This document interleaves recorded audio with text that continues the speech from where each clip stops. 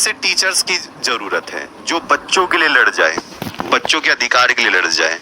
यहाँ लैब ही नहीं है।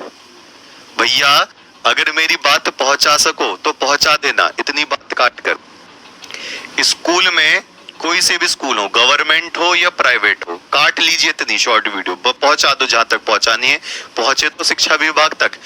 भैया स्कूल में 12th क्लास के बच्चे हैं, 10th क्लास के बच्चे पढ़ रहे हैं, इनको आप physics chemistry biology, physics chemistry math दिलवा रहे हैं, कहते हैं विज्ञान वर्ग के बच्चे हैं, और विज्ञान वर्ग के बच्चों के पास स्कूल में क्या नहीं है, लैब ही नहीं है।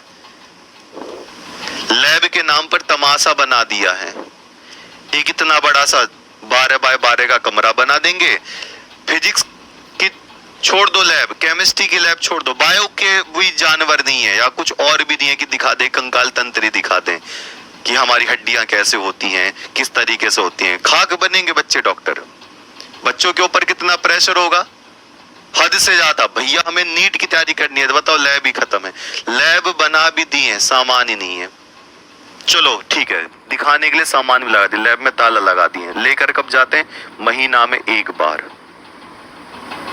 और कुछ तो इतने नालायक हैं, इतने नालायक स्कूल वाले हैं, लास्ट में ले जाते हैं जी, प्रैक्टिकल के लास्ट में फाइल छपवाते हैं, 200 300 रुपया लेते हैं। बच्चों के घर पे पेड़ पर पैसा आ रहा है क्या? किस बात के पैसे? आप उनसे प्रायोगिक फीस भी लेते हो, प्रैक्टिकल की फीस भी लेते हो, 300 400 500 जो भी आप लिखते हो लेते हो। तो सामान नहीं है लैब में, वो पूरा का पूरा एपरेटस वगैरह कुछ ही नहीं है। आप कहते हो कि पेपर वाले दिन लैब ले जाएंगे, लैब दिखा देंगे, लैब दिखाने के बाद बच्चा क्या ही समझेगा, बच्चे को तो पूरे के पूरे नंबर चाहिए। चलो ठीक है, बच्चा यहाँ पर 30 में से 30 ले आया, लेकिन एक बार बताओ, जो आपके प्रैक्टिकल वाले जो सब्जेक्ट थे उनका तो कुछ करके दिखा देते। प्रत्यावर्ती धारा कैसे काम करती है, डीसी करंट कैसे काम करता है, किस तरीके से मोटर चलती है, हम केमिकल कैसा होता है, स्टोसोफोर सांद्र कैसा होता है, तनु कैसा होता है, आगे चलकर पेंट की कंपनी में, प्लास्टिक की कंपनी में, बहुत दुनिया भर की कंपनी में जाएंगे तो क्या करेंगे?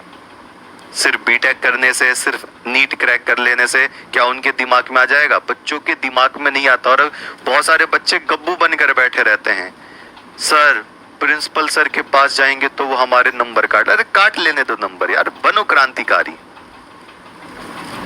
मेरे नंबर भी काटने की धमकी दी थी कि तुझे फेल कर देंगे प्रैक्टिकल में, अगर हिम्मत है काट लो। ये होना चाहिए।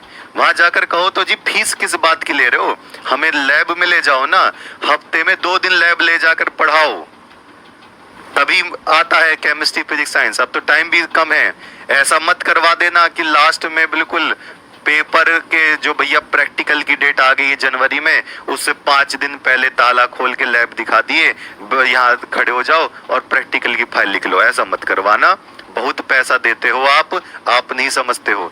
जिस दिन फीस में से हटा के देखोगे ना, उसमें से 10 से 20% आपका लैब का पैसा होगा।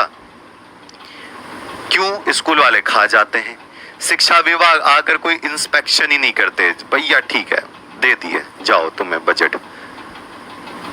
और उसमें फिर टीचर धोस दिखाता है, हाँ ट्यूशन नहीं पढ़ोगे तो तुम्हारे नंबर काट लेंगे। भाई काहे बात की ट्यूशन पढ़े?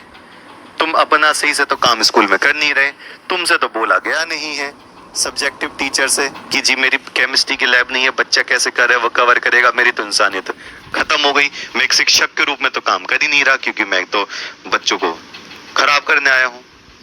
पहुंचाइए इस बात को और अपनी आवाज उठाइए, जाओ प्रिंसिपल ऑफिस, लिखो, ईमेल करो, डिजिटल दुनिया है, करो शिक्षा विभाग को, माध्यमिक शिक्षा परिषद को, अपने बिहार बोर्ड PCB को कि जी हमारे स्कूल में लैब नहीं है, फीस इतनी काहे ले रहे हो। ठीक है, अधिकार के लिए लड़ो। अभी नहीं क्रांतिकारी बनोगे तो बाद में सवाल पूछने के लिए बहुत बार सोचोगे। ठीक, चलिए तो आज तो इतना, और मुझे